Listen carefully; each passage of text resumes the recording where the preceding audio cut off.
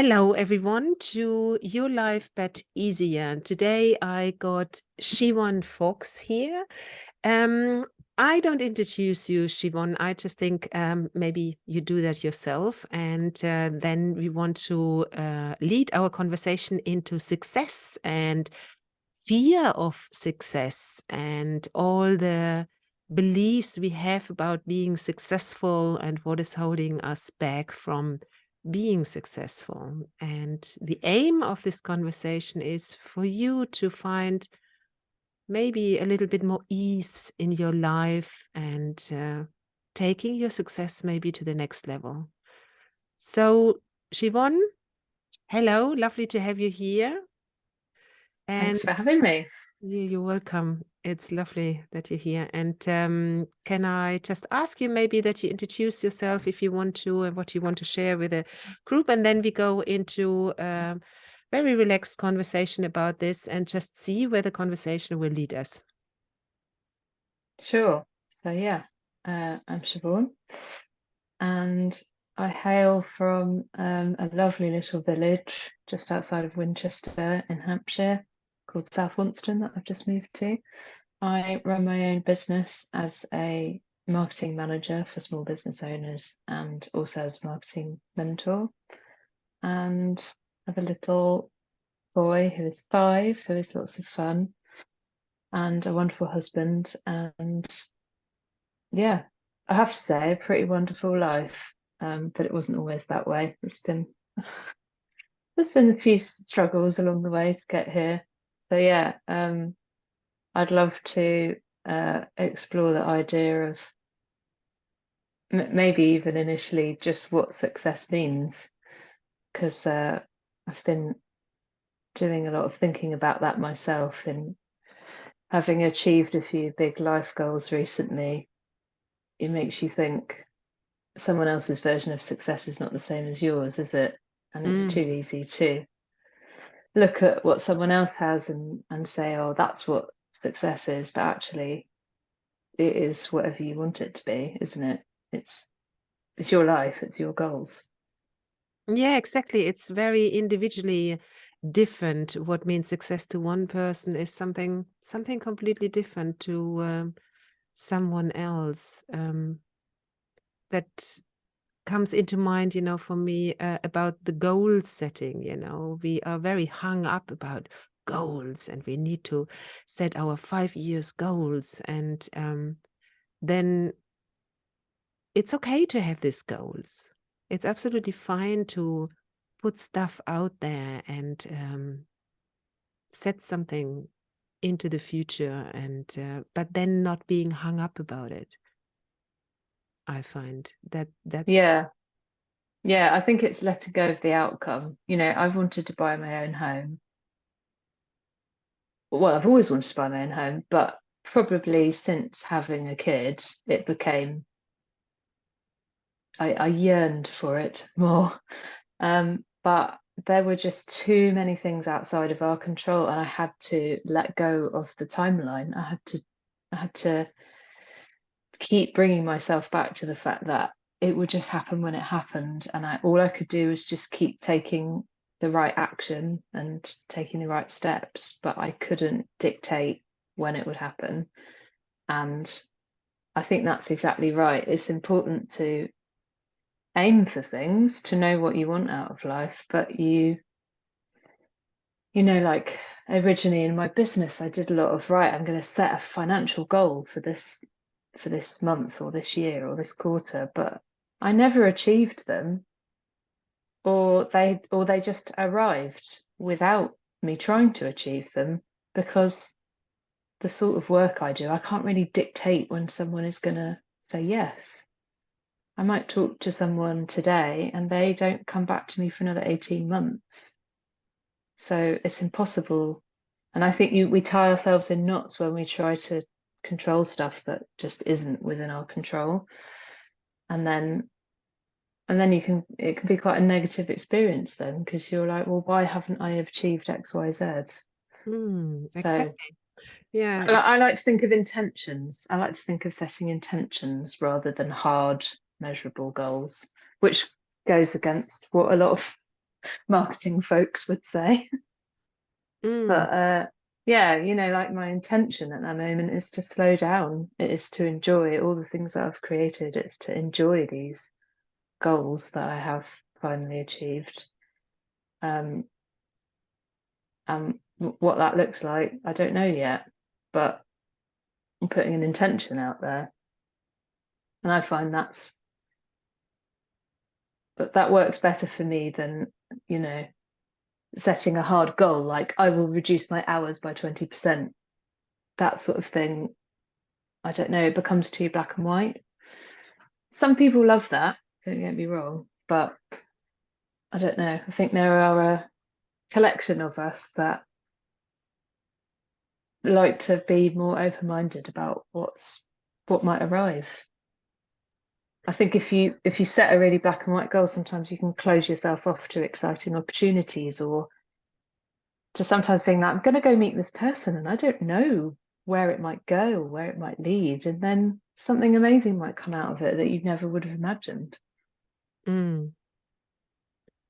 I think setting a goal and seeing it black and white is really that we don't take life in the equation, that life just happens, and sometimes life has different plans with us. But then I can go and I have loads of thinking about it. And when I have loads of thinking about it, life is hard. There's a lot of frustration around. And then I'm forgetting that I actually never actually have been in control. Yeah. And that's what when I heard, it's a good idea to set things into motion, but not being attached to the outcome.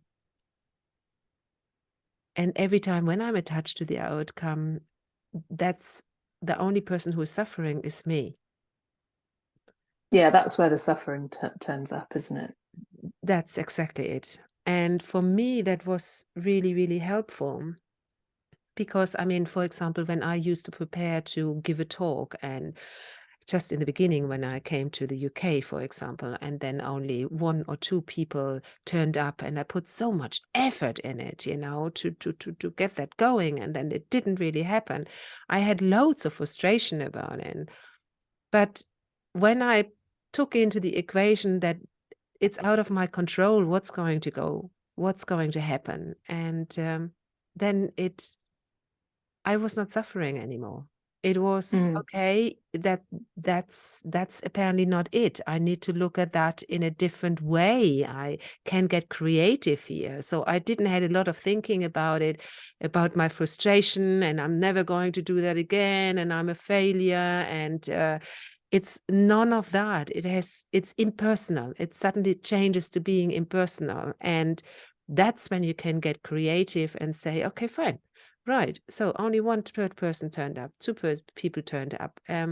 So what can I do different? Where can I go different? What can I change in my language? What can I do else that I get more engagement here? What didn't they hear? And Mm. it is always feeding back on that, but it's not personal. It's not about you. It's just that you happen to take life in that moment very personal. Yeah. Yeah. And to the point about fearing success, I think a lot of people who run workshops and masterclasses and courses, and I get a lot of people come to me and they're like, well, I did this and I posted about it on social media and only two people signed up, or no one came, or but actually they maybe only talked about it two or three times and just expected. I hear that a lot from people. They expected people to, and I'm like, do you know how loud you have to shout? Yes. Yeah. Yeah, I know. And reach out to well, we both know, we've both been there. I've run these things myself, and it was a real hard learning for me that the amount of things I needed to do, I needed to reach out to my network and get them to share it and refer people. I needed to post about it every day on social media for a reasonable amount of time, tell my email list, put it on my website, etc., etc., etc. And so when you do that, then it can be quite hard to detach yourself from the outcome because you're really in that zone of Mm. people must come to my thing. Yeah, yeah. And it and then but I think a lot of people that I've spoken to when we've dug underneath, they're scared that lots of people will come. They kind of want that get out clause that, okay, well, if only three people come, then that's a less scary amount of people. Or I could just cancel it or postpone it. Not everyone, but there's a slice of people that I'm thinking of that I've interacted with about these things. And I'm like, did you really want people to come?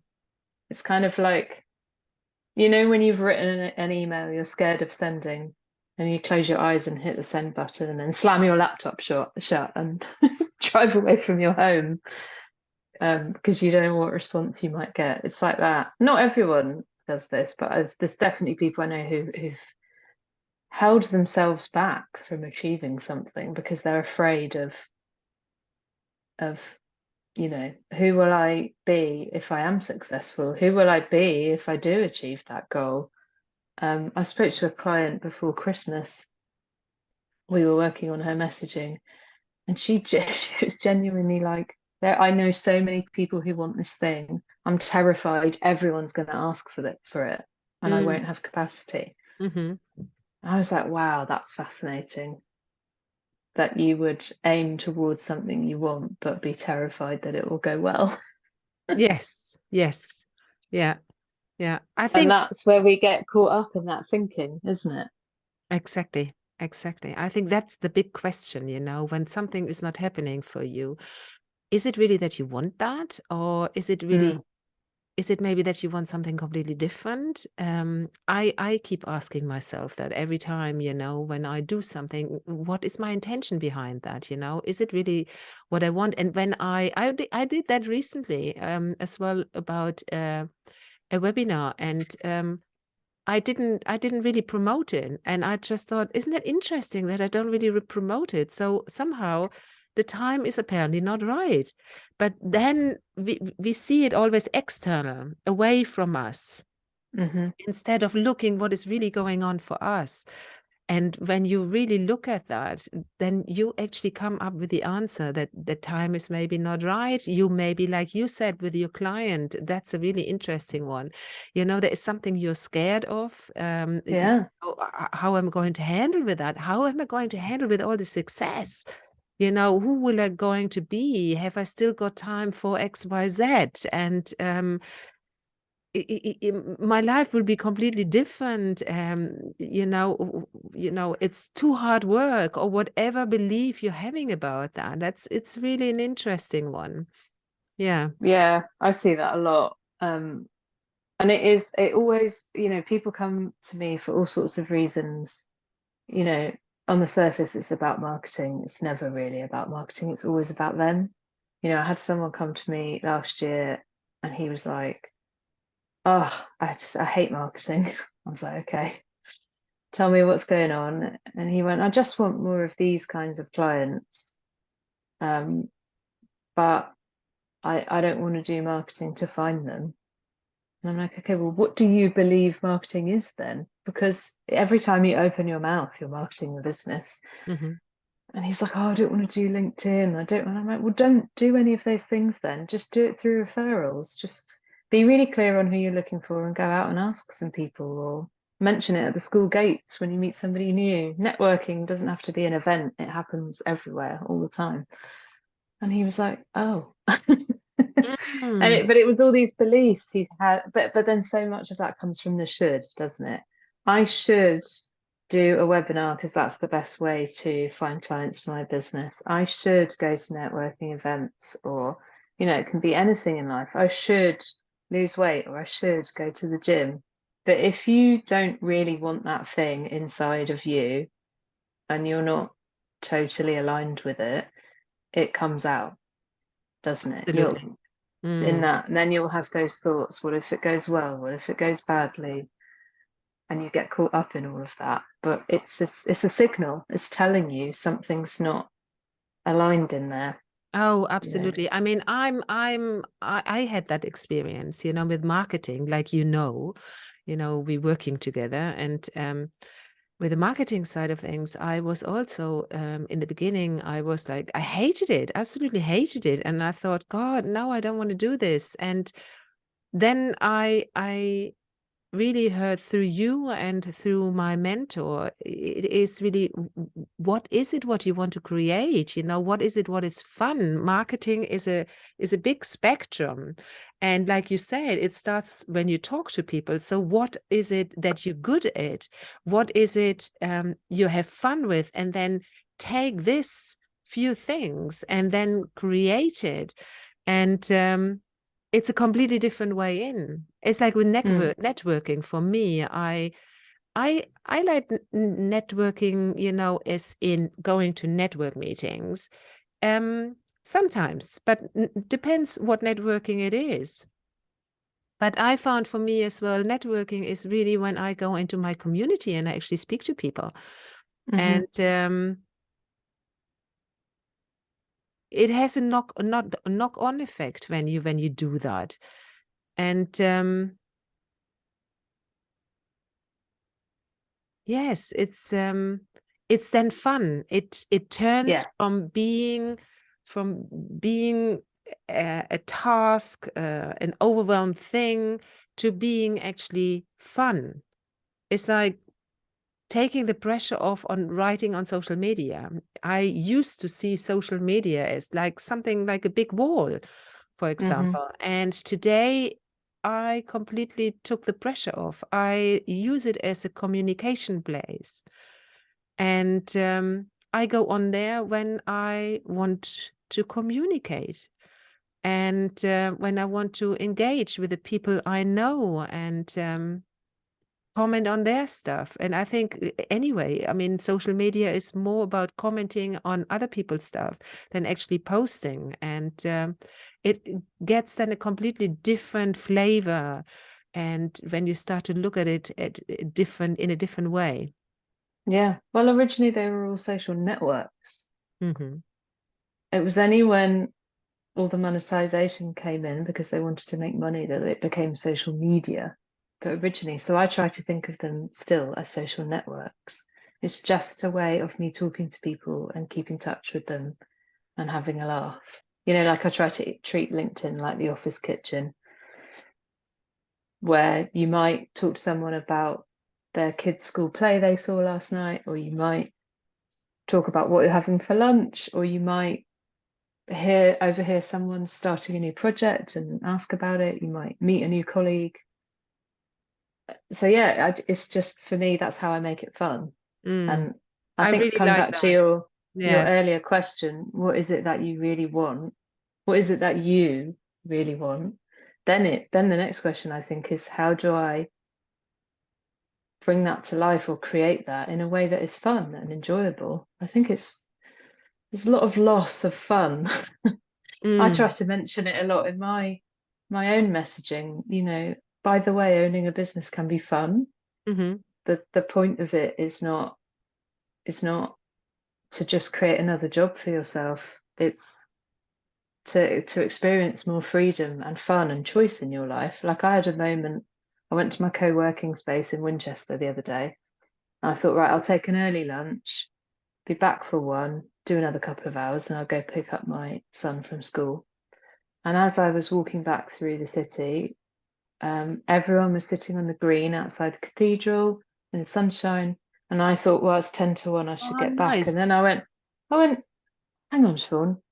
You're your own boss. So if you want to sit here and eat your sandwich and do less work, by the way, you can do that. 4 years later, I'm still coaching myself that Uh-huh. I'm my own boss. I don't have to be back at 1. Uh-huh. But yeah, it's those little moments where you catch yourself and go, God, that was another should playing out. I should do 2 hours this afternoon. Mm. Good for you. No, Good for no, you. I shouldn't. It doesn't Yeah. matter. Like it, I'm better to go back to my desk refreshed, having spent some moments in the sunshine, relaxing, Mm-hmm. than go back and feel like I was missing out on what was ended up being a beautiful moment. But I think that's where we get caught up in that all that thinking and that overthinking. Mhm. around I should do this because if I don't do this, this isn't going to happen, which is what you said. It's that illusion Yeah. of control. Yeah, yeah. So now I can hear some people who will listen to this that they will say, yes, but there is sometimes, there is stuff which just has to be done. And you just have to get on with it. And you just have to get over yourself and just do it. Yep. What do you have to say to that? Yeah, I mean, I think about that a lot. Um, but then what I find is it just happens. It without too much thinking, most of it will just happen. I mean, I'm very forgetful.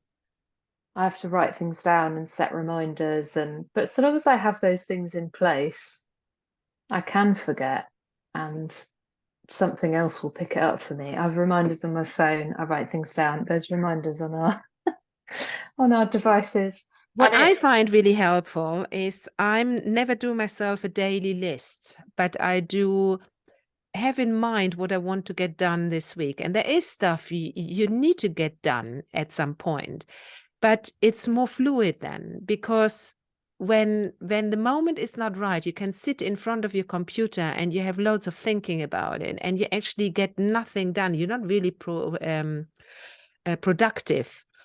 But when you wait, this needs to be done at certain time and you just go with it, then suddenly you find yourself, or I find myself just sitting there and suddenly doing it. And it's actually effortless. I have far less thinking about it.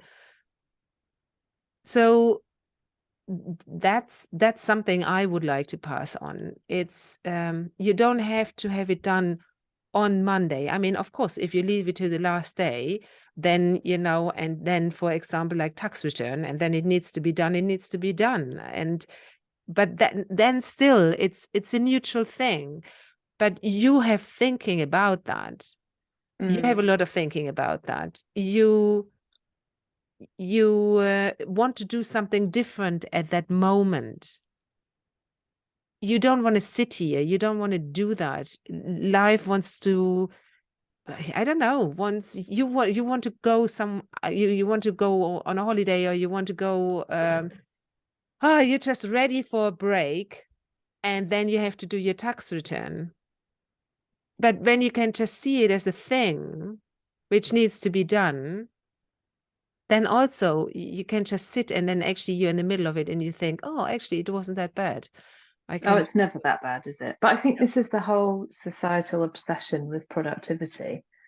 Like who who in their right mind ever thought that human beings were designed to be at high productivity levels for 40 hours a week? I mean, it's wild to think about it. That model is based on like the Industrial Revolution when people were doing manual jobs. But Mhm. thinking work, we can't do thinking work for 40 hours a week, but high cognitive load. They've measured it. We can do about 4 or 5 hours a day. And Mhm. then your capacity to solve problems and produce work falls off a cliff. So, yeah, to your point, I try to treat every day like a selection box. So Mhm. I know Yeah. there are maybe 3 or 4 things that need to get done, but the order in which I do them, or I might do 5 minutes and then take a break. I might do an hour, then take a break. It's all fluid, and it's just in that moment I sit at my desk and go, what do I fancy doing? And when I approach it in that way, it makes it fun. Sometimes there's this other stream of thinking about you sit and you focus and you do one thing at a time. It doesn't work for me. I do 3 or 4 tasks. I do 2 minutes of one, 2 minutes of the other, a minute of the other, and I flip between 3 or 4, and it all still gets done. Mhm. Mhm. So I think a lot of it is letting go of I should be at my desk. Yeah. I mean, obviously, if you are in employment, it's different, but hopefully at some point you can work from home and you can design your day how you wish. But But also, yeah. but also, I think it is time for the employer to look at that in a different way. Mm. I think Oh, yeah. people can, they will not be as productive as when you give them more freedom of moving around and maybe more flexibility of when to come in the morning and when to go home and to work a little bit in their own time. Because, I mean, not when you have 10 people, every one of the 10 people will be working slightly in a different way. And when you can give that flexibility, people will be far more productive, far more creative, and it will lead to more productivity in your business. Yeah. But there's a fundamental lack of trust, isn't there? I saw, I think Goldman Sachs are laying down the law that they want their employees back 4 days a week. I'm like, oh, guys, did we learn nothing from COVID? And the problem is the COVID data, I mean, how you measure productivity, I don't even know, says that employees were less productive, doesn't take into account all the working parents that had their children at home. It's not a fair comparison.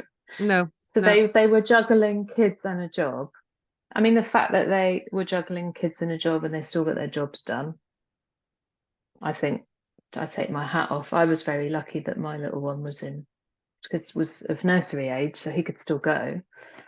But yeah, it's trust, isn't it? I don't think employers traditionally trust employees to be responsible with that freedom, even though the vast majority of people, I think, would just design their day differently and would probably, yeah, be more productive and happier, off sick absolutely, less, absolutely. higher employee loyalty. I mean, the companies that have put the 4 day week in place and more home working and have bedded it in are actually seeing great results from it. Yeah, I don't think school should be 5 days a week either. Like, we're training our kids to expect to do something 5 days a week. Mm. But my little one asked me, he was like, Mummy, why do I go to school 5 days a week? And I was like, I don't know, mate, but I don't really agree with it either. And in that age, I mean, how old is your son now? 5.5. 5.5, because on the continent, like in Germany, Switzerland, kids go to kindergarten at 4. They start kindergarten till 6, 7. I mean, Finn didn't went to school. He was 6, 6.5. And then, even then, he was not able to really sit down. It was still too early. And Mm, they just want to play. I mean, he did definitely want to play all the time. Yeah. yeah. But that's a different subject now we're heading in. So let's stay with success. So, yeah. Is there anything else you would like to add to? I think when you're setting your goals or intentions, whatever you want to call it, I think the important thing is to identify where that motivation is coming from. Is it external? Is it a should? Is it a comparison thing? Am I doing it because I feel I ought to, or it's the done thing, or I'm supposed to do it? And if you can, try and find a motivation or a starting point that's yours. It's how do I want to feel when I get there? And what does there even look like? Like, I've really been talking a lot recently about how can you enjoy the journey, not just the destination? Mm, mhm, How can you enjoy the entire process of reaching this goal or intention or whatever it is that you want? How can you enjoy all the bits along the way? And like you said, allow for the fact that life just happens, random opportunities arise. you know Sometimes there's that whole thing about the squiggly career path. mhm, I love that idea of the squiggly path. Maybe there's a year where you take some sideways moves and you're not technically any further on, but you gathered a whole bunch of other complementary skills. I think setting an intention, but leaving yourself open to how that occurs or the path to get there, and letting go of the timeline of or the specific outcome. That's mm. where the real magic of life is, isn't it? That's where Exactly. And the thing is, I think the most important part is not letting go of your dream, not letting Mm. go of what you want to achieve, really, but taking in equation that, how do you call it? Quickly, Squiggly, squiggly. squiggly. That's so that life happens, squiggly, and it just does what it does. But don't let go of it, because the thing is, we take it really, really personal, and we we then stop believing in ourselves, and all the limiting beliefs we having are coming up. Then I'm not good enough, I Mm. cannot possibly do that, other people can do that, it's too much, it's too hard work. I mean, that's another thing, really. Having a successful business is hard work. That's always what I hear, that hard Mm. work. It's I'm very sensitive to this hard work thing. Yes, in one moment you see it as hard work, but it is not constantly, because I think as soon as you see it hard work, you actually lost the fun in it. Mm. Yeah. I think two great questions to ask yourself as you move towards things you want is, how does this get to be easy and how does this get to be fun? When I have that moment where I arrive to my day and all the thinking is happening and it's all me about everything, I go, okay, how can we make this easy? How can we make this fun? And it reminds me, A, that is what life is about, is enjoying it. I have a nightly existential crisis where I go, how have we had another day? What is the meaning of all of this? I've started to turn it around, and at night now I go, I got to do another day today. I got to add another day to my life, and it was great for these reasons. Oh, So beautiful. I'm trying to look at it the other way around and go, I got to do another one of these, and it was fab. Oh. Um, because it is, when I listened to your podcast episode earlier about grief and death, it was such a reminder of how we look at life the wrong way around, and we forget to be grateful that we get to live it. Mm-hmm. We forget to go, oh, I got to live another day, how cool was that?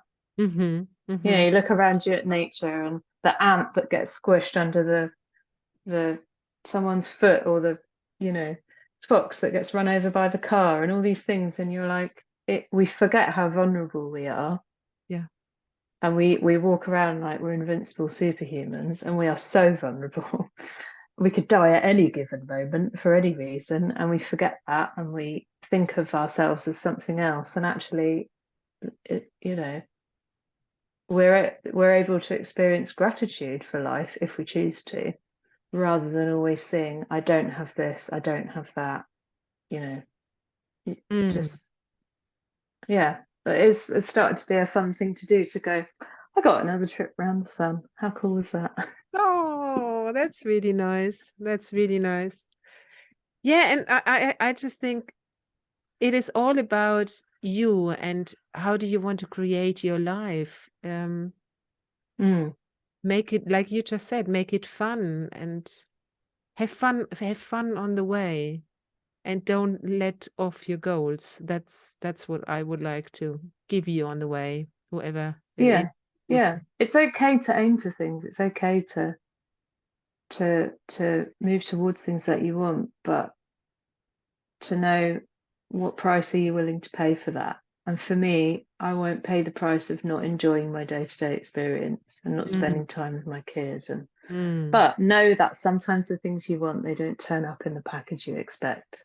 No, no, exactly. Maybe completely different, but it will be the right way, even if it doesn't Yeah, look in that moment like it, but it will be exactly how it's what you need. made, and Yeah, you can trust in them. You can really trust in them. Yeah, beautiful. Oh, definitely. what a lovely conversation. Really, thank you for being here and having this conversation with me. And so, how can people reach out to you? I just, yeah, with all your work with her, if she wants marketing, it's just absolutely incredible. You see how she sees life. So, if you feel you want to work with Siobhan, um, how can people reach you? Oh, thank you. I hang out on LinkedIn a fair amount, so you can find me there, Siobhan Fox, or find out more about what I do at my website, which is revealmarketinguk.com. Mm. And if you struggle with life, you would like to live an easier life, then you can reach me on healthylivingwithpaolaroyal.co.uk. Thank you for listening. Thank you.